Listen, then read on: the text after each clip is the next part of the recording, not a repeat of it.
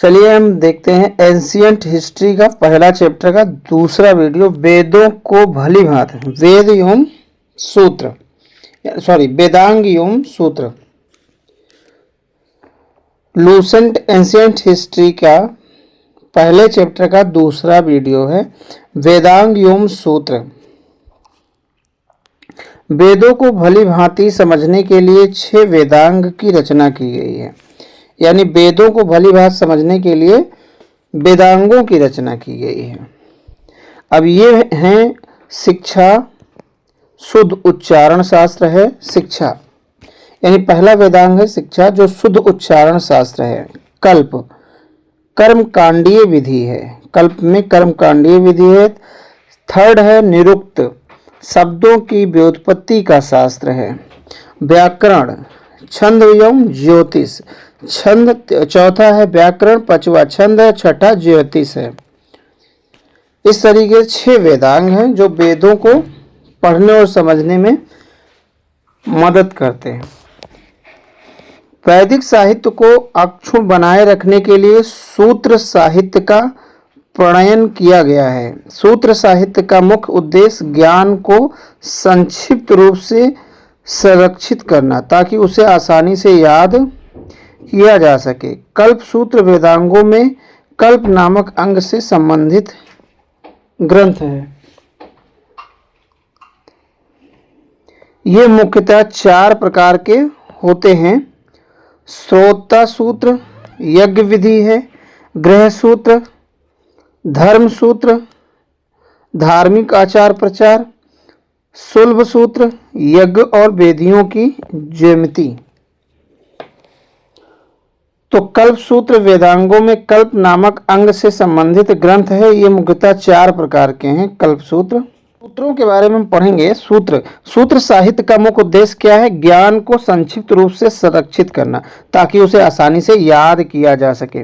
कल्प सूत्र वेदांगों में कल्प नामक अंग से संबंधित ग्रंथ है, यानी उसमें से एक सूत्र कल्प सूत्र है जो कल्प वेदांग जो पढ़े हैं, कर्मकांडीय विधि कल्प नामक अंग से संबंधित ग्रंथ से है। ये 4 प्रकार के होते हैं। श्रोता सूत्र, यज्ञ विधि, गृह सूत्र, गृहस्थ धर्म, धर्म सूत्र, धार्मिक आचार, सुलभ सूत्र, यज्ञ वेदियों का ज्यामिति। यज्ञ वेदियों की ज्यामिति जो होती है, यज्ञ वेदी का जो बनाते, यज्ञ वेदी बनाते हुए देखा होगा पंडित जी कई जो है ज्यामितियों का रचना करते हैं, बीजगणितीय में ज्यामिति का। तो इस प्रकार देखा होगा। अब प्रमुख सूत्रकार हैं जो इम्पोर्टेंट है, गौतम, धर्म सूत्र के सूत्रकार हैं गौतम।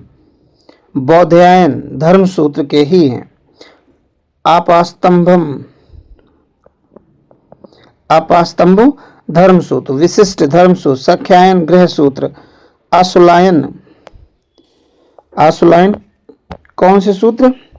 गृह सूत्र, जैमिनी मीमांसा सूत्र, पाणिनि व्याकरण सूत्र, अष्टाध्यायी जिसका नाम है पाणिनि ने कौन सा सूत्र? व्याकरण सूत्र। जैमिनी मीमांसा सूत्र, जिसमें से पाणिनि वाला बहुत इंपॉर्टेंट है एग्जाम पॉइंट ऑफ व्यू से। पाणिनि वाला जो है बहुत इंपॉर्टेंट है। पाणिनि व्याकरण सूत्र जिसका नाम अष्टाध्यायी है, पढ़ा हो। सूत्रों में गौतम सूत्र सबसे प्राचीन माना जाता है। गौतम सूत्र, सूत्रों में गौतम सूत्र सबसे प्राचीन माना जाता है। गौतम सूत्र किसकी रचना की थी? धर्म सूत्र में सबसे प्राचीन माना जाता है। सबसे फेमस है एग्जाम दृष्टि से पाणिनि वाला व्याकरण सूत्र है, अष्टाध्यायी जिसका नाम है। अब हम पढ़ते हैं पुराण भारतीय ऐतिहासिक कथाओं का सबसे अच्छा क्रमबद्ध विवरण पुराणों में ही मिलता है। इसके रचयिता लोमहर्ष अथवा उसके पुत्र उग्रश्रवा माने जाते हैं। उसके पुत्र लोमहर्ष या उसके पुत्र उग्रश्रवा माने जाते हैं। इनकी संख्या 8 है, जिसमें से केवल 5 मत्स्य पुराण, वायु पुराण, विष्णु पुराण, ब्राह्मण पुराण, भागवत पुराण में ही राजाओं की वंशावली पाई जाती है। यानी 5 में ही राजाओं की वंशावली पाई जाती है। अब कुछ वंशावली राजाओं का कुछ पुराण संबंधित हैं, जैसे मौर्य वंश का जो पुराण संबंधित है वो विष्णु पुराण है। आंध्र सातवाहन आंध्र प्रदेश में एक वंश है सातवाहन वंश, जिसका एक प्रतापी राजा गौतमी पुत्र सतकर्णी है। उसमें मत्स्य पुराण में इसका उल्लेख है। गुप्त वंश का वायु पुराण जो है इम्पोर्टेंट है। अलग अलग राजवंशवलियां के अलग अलग पुराण हैं का उल्लेख है, पुराणों में उल्लेख मिलता है। अधिकतर पुराण सरल संस्कृत श्लोक में लिखे गए हैं, संस्कृत भाषा में श्लोक में लिखे गए हैं। स्त्रियों तथा शूद्र जिन्हें वेद पढ़ने का अनुमानित, यानी स्त्रियां तथा शूद्र जिन्हें वेद पढ़ने की अनुमति नहीं थी, वो भी पुराण सुन सकते थे। क्या कर सकते थे? सुन सकते थे। पुराणों का पाठ पुजारी मंदिरों में किया करते थे। पुराणों में मत्स्य पुराण सबसे प्राचीन और प्रामाणिक पुराण है। सामाजिक एवं नेक्स्ट है, सामाजिक एवं सांस्कृतिक दृष्टि से अग्नि पुराण की काफी महत्व है, जिसमें राजतंत्र के साथ साथ कृषि संबंधी विवरण भी दिया गया है। तो किसमें दिया गया है? अग्नि पुराण में। उपनिषदों की रचना पुराणों से पहले हुई थी। उपनिषदों की जो रचना हुई थी वो पुराणों से कहीं पहले हुई थी। बौद्ध और जैन धर्म। अब हम नेक्स्ट टॉपिक है बौद्ध, जैन और अन्य साहित्य। अब इन हम साहित्य पढ़ेंगे, बौद्ध के साहित्य पढ़ेंगे, जैन धर्म के साहित्य पढ़ेंगे और बहुत सारे अन्य साहित्य पढ़ेंगे। जो इतिहास के स्रोत हैं वो साहित्य पढ़ेंगे। जैसे जातक में बुद्ध धर्म का पुनर्जन्म की कहानी वर्णित है। जातक में किसकी कहानी वर्णित है? पुनर्जन्म की, जातक की कहानियां वर्णित है। हीनयान का प्रमुख ग्रंथ कथा वस्तु पाली भाषा में, पाली भाषा ये गौतम बुद्ध के समय पाली भाषा में जितने उपदेश दिए सब पाली भाषा में। कथा वस्तु है संस्कृत कथा वस्तु, जिसमें महात्मा बुद्ध के जीवन चरित्र अनेक कथाओं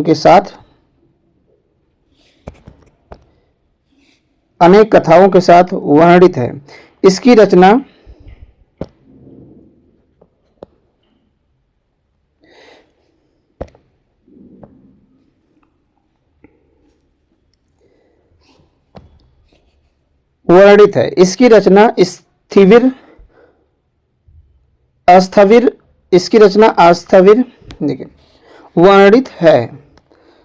रचना आस्थविर मंगोली पुत्र तिस्सा ने लगभग 3री शताब्दी ईसा पूर्व की थी।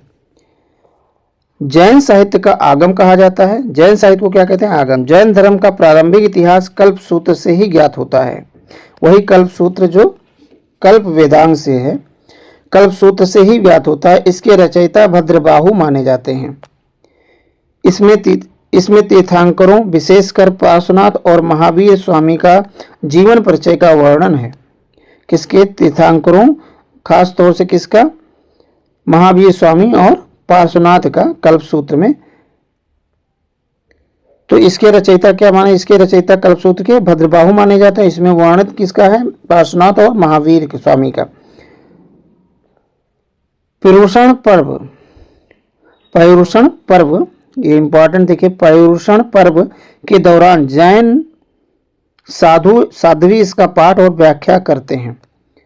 इनका एक जैन धर्म का पर्व है पर्युषण पर्व, उसमें साधु और साध्वी इसका पाठ और व्याख्या करते हैं। जैन ग्रंथ भगवती सूत्र महावीर के जीवन कृत्यों तथा अन्य समकालिकों के साथ उसके संबंधों का विवरण मिलता है। जैन ग्रंथों की रचना प्राकृत भाषा में हुई थी और वहीं बौद्ध धर्म की ग्रंथों की रचना पाली भाषा में हुई थी, लेकिन जैन धर्म के ग्रंथों की रचना प्राकृत भाषा में की गई। ईसा के 6ठी सदी में गुजरात के वल्लभी नगर में इन्हें अंतिम रूप से संकलित किया गया। किसको? जैन ग्रंथों को। अर्थशास्त्र के लेखक कौन है? कौटिल्य, विष्णुगुप्त, चाणक्य। मतलब ये एक ही इंसान के नाम है। चाणक्य को ही कौटिल्य कहते हैं, विष्णुगुप्त कहते हैं अर्थशास्त्र के रचयिता। ये 15 अधिकरणों 180 प्रकरणों में विभाजित है। कौन? ये अर्थशास्त्र, चाणक्य द्वारा रचित अर्थशास्त्र 15 अधिकरणों और 180 प्रकरणों में विभाजित है। यह एक विधि ग्रंथ है। इसमें मौर्यकालीन इतिहास की जानकारी प्राप्त होती है।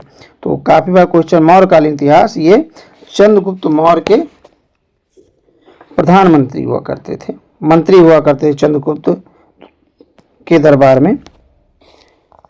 तो ये जो है मौर्यकालीन इतिहास मौर्यकालीन के इतिहास का जानकारी मिलती है, किसमें, अर्थशास्त्र में। नेक्स्ट है संस्कृत साहित्य में ऐतिहासिक घटनाओं का क्रमबद्ध लिखने का सर्वप्रथम प्रयास काल्हड़। काल्हड़ एक पुस्तक लिखते हैं, राज तरांगड़ी, राजाओं की नदी। काल्हड़ ने प्रयास किया क्रमबद्ध तरीके से।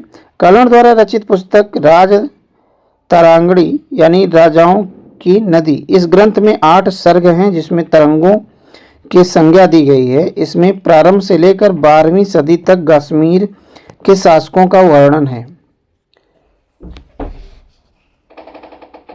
अरबों की संधि विजय का वृत्तांत चचनामा, अरबों का जो सिंध विजय है का वृत्तांत चचनामा या फतेहनामा मूल रूप से अरबी भाषा में थी, जिसका फारसी में अनुवाद, पहले वो अरबी भाषा में थी, फिर फारसी में अनुवाद 1226 में नसीरुद्दीन कुबाचा के शासनकाल में अली बिन अबू बकर कूफी ने किया था।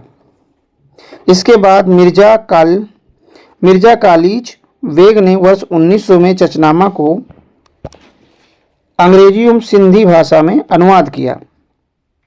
अब अष्टाध्यायी के बारे में पढ़ते हैं, वही पाणिनि। इसके रचयिता पाणिनि थे। कौन था? पाणिनि। संस्कृत भाषा का व्याकरण प्रथम पुस्तक है के लेखक हैं। ये संस्कृत भाषा व्याकरण की प्रथम पुस्तक है अष्टाध्यायी, जो ये वेदांग है, नहीं सूत्र है, कल सूत्रों में आता है।